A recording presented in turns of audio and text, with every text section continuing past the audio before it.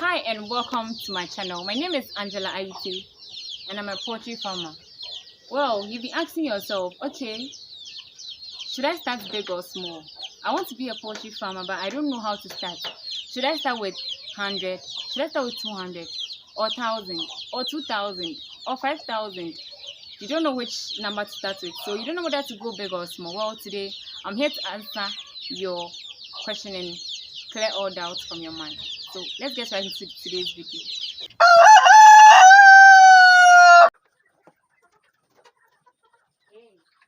Bye.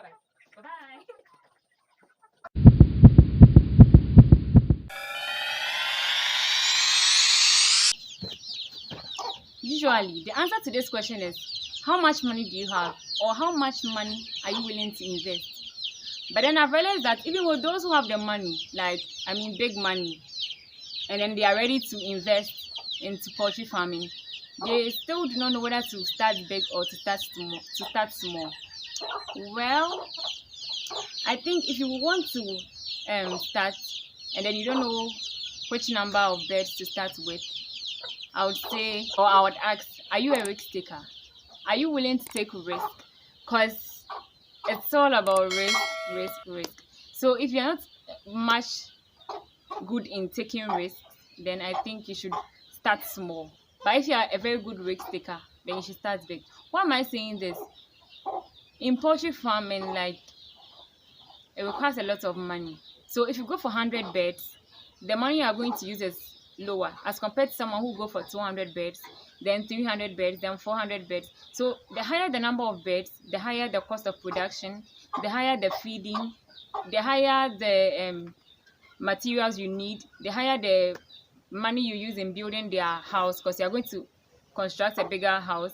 You have to provide a place where the eggs will be stored. You have to provide a place where sick birds will be sent to.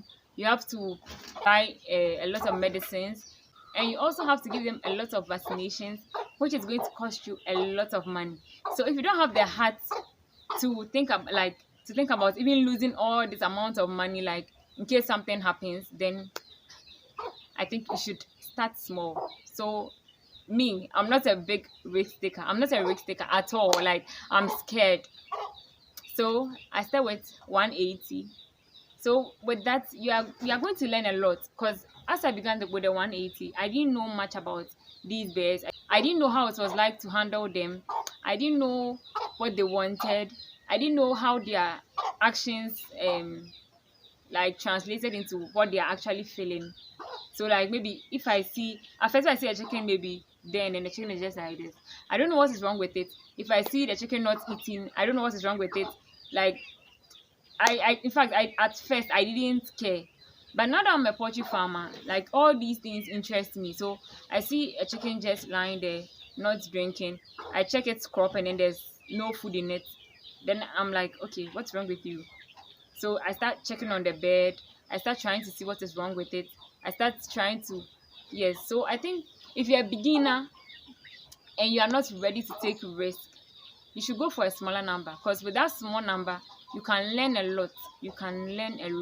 And then from there, you progress to bring in a higher number. So by the time the bigger number will come, you are much more equipped with knowledge. You are able to tell when the bird is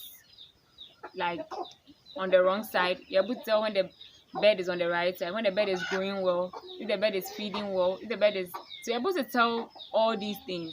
Did you get it? So yeah, but going big, you can try to go big too.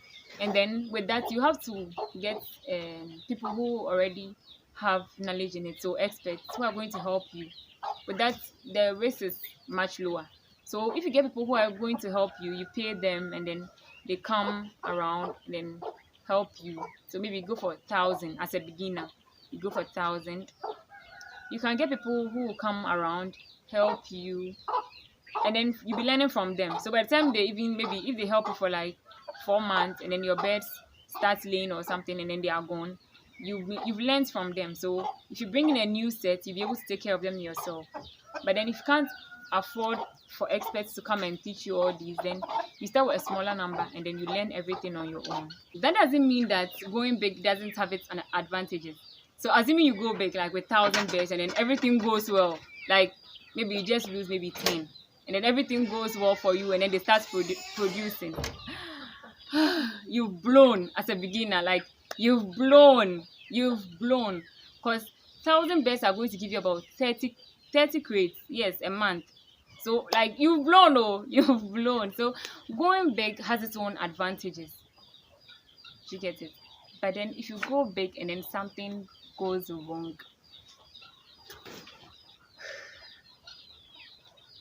I don't know, it's very hard for you to recover. Very, very hard for you to recover because you've gone for 1,000, you've fed them, you've given them medication, vaccination, everything, and then like